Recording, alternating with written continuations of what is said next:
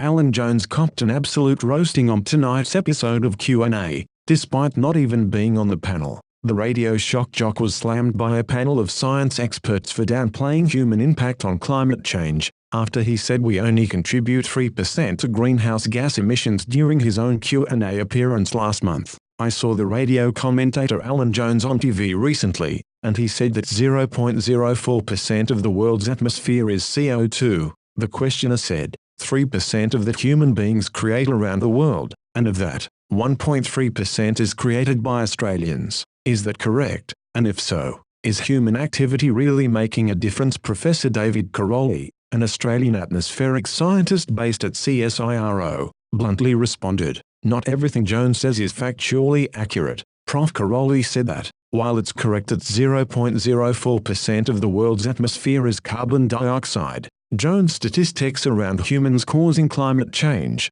and the role Australians specifically play, is completely false. I am a climate scientist, and Alan Jones is wrong. The reason he's wrong is because we know that yes, the greenhouse gas concentration in the atmosphere is 400 parts per million, and that corresponds to about 0.04%. All his other numbers were wrong. We know that carbon dioxide concentration 100 years ago was about 280 parts per million, or 0.028%, but it's grown 120 parts per million, or about 40%, and that 40% increase is due to human activity. We know that for absolute certain. In other words, Prof. Caroli was saying we've technically increased greenhouse gases by 40%, not the 3% figure Jones used. The scientist also slammed the radio host for implying that Australians contribute a negligible amount to global warming. Australians have contributed about 1.5%. Now that sounds like a small amount, but Australia only makes up 0.3% of the population,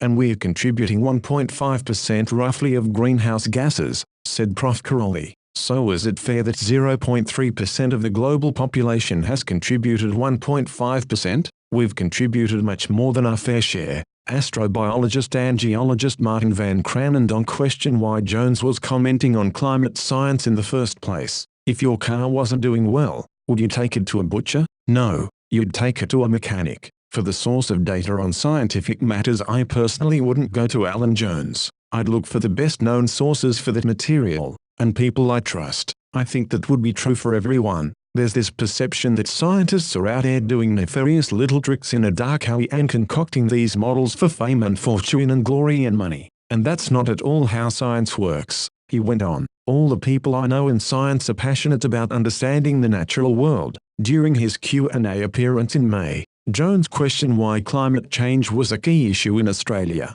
What is climate change? Young people are highly intelligent. They have many platforms from which they can glean their information and knowledge. I wonder whether they're being told all the facts in relation to this. Particle physicist Brian Cox said people think the climate is overly simple, which is a big part of the problem. But actually, the climate is extremely complicated. These models are very, very complicated and constantly evolving. I think many people assume you can just work out what the climate's going to do, like it's common sense. But it's actually a very complex system.